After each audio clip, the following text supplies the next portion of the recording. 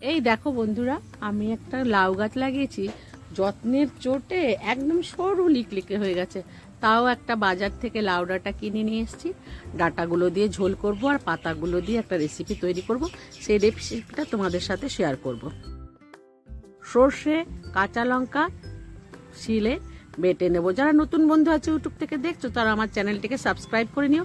Facebook ও Instagram থেকে দেখলে follow করে নিতে ভুলো না। দুধের স্বাদ ঘোলে মেটানো। ইলিশ তো পাইনি, বাজার থেকে একটু ছোট ছোট সরপুঁটি মাছ পেয়েছি। পুঁটি মাছটা দেখে এত ভালো লাগলো, কিনেই নিয়ে আসলাম।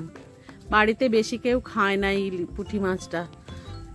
নুন, হলুদ, লঙ্কার গুঁড়ো, সর্ষের তেল বেশ কিছুটা পরিমাণ আর লেবুর রস দিয়ে বেশ ভালো করে মেখে নেব। আমি যেভাবে এই পুঁটি মাছ ভাপাটা রান্না করছি, তোমরাও একবার রান্না করে খেয়ে দেখো। অনেকে পছন্দ করে না পুঁটি মাছ, সরপুঁটি মাছ, কিন্তু খেতে এত সুন্দর হয়েছিল, এত ভালো হয়েছিল, তাই রেসিপিটা তোমাদের সাথে শেয়ার করলাম। এরপর বেটে রাখা সর্ষে ও কাঁচা লঙ্কা দিয়ে বেশ ভালোভাবে মেখে আধ ঘন্টার জন্য রেখে দেব।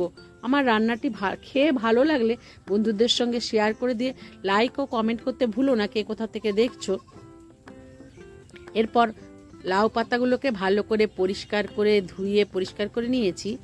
ওপর থেকে একটু সর্ষের তেল বুলিয়ে দেব।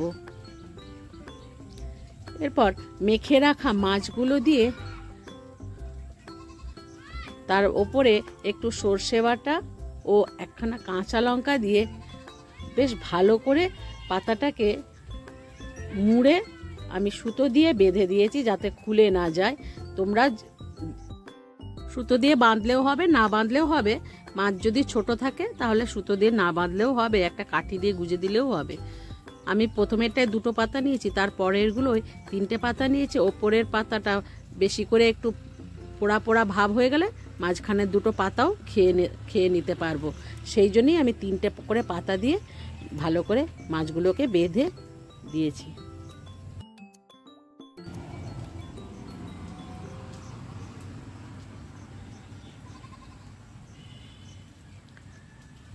এরপর কড়াই বসিয়ে পরিমাণ মতো সর্ষের তেল দিয়ে দেবো। সর্ষের তেলের সঙ্গে সামান্য জলও দিয়েছি।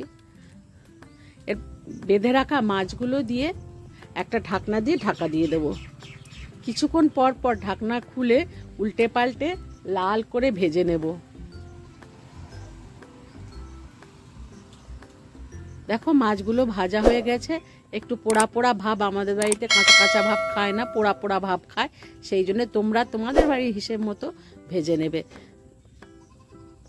গরম ভাতে নিয়ে খেয়ে দেখলাম এত সুন্দর হয়েছে। সবাই সুস্থ থাকবে, ভালো থাকবে। আমি সুপ্রিয়া, আমার এই ছোট্ট চ্যানেলে তোমাদের সবাইকে স্বাগত জানাই। পরবর্তী রেসিপি দেখার জন্য আমন্ত্রণ রইল। ধন্যবাদ।